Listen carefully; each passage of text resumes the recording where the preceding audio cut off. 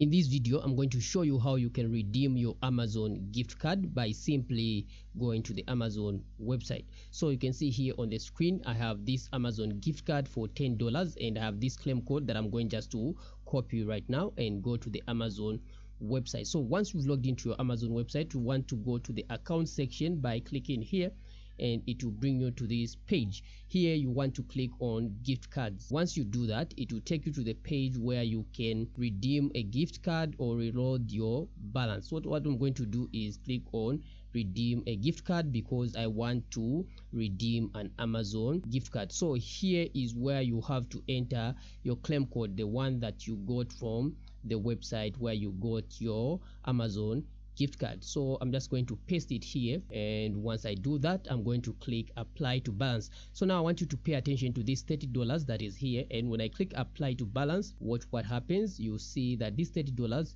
becomes $40. So that's how you redeem your Amazon gift card. Thank you very much.